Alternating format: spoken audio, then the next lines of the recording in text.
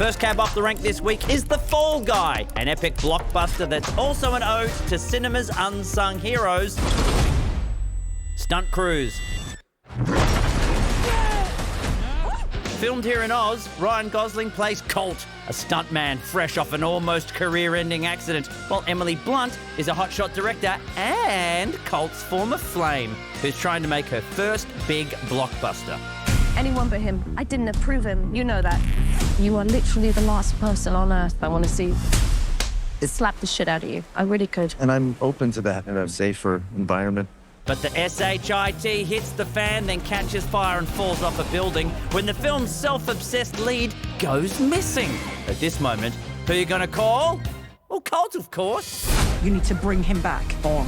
Jodie's movie is dead. Why me? You're a stuntman. Nobody's gonna notice you. That's your job. No offense. I mean, some taken. It's worth mentioning that I do all my own stunts on this show. Oh, except the really scary ones. Rob Mills does those for me.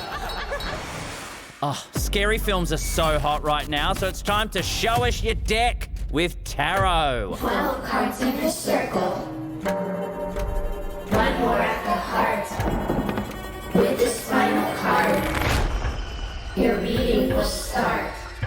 That's terrifying. Yeah, this old deck's kind of strange. Things get freaky when a group of teens break the first rule of tarot: never borrow someone else's deck. What follows is the usual race against death. Ugh, I'm never touching anyone else's deck after this. And you better believe I made sure I was pronouncing the word deck correctly.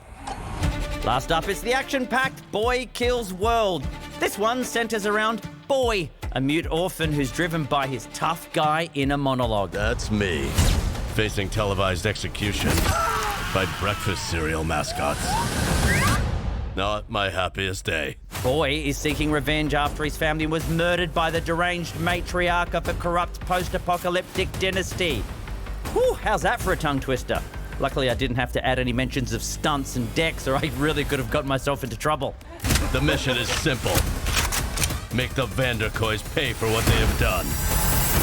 This thing is like Pulp Fiction meets Scarface with just a sprinkle of Psycho, and the lead is the buff version of the guy who was Pennywise the Clown. Wow. So believe me when I tell you, the film is wild! Oh look, there's Millsy again. Looking good, buddy. You have reached your final destination. And that was...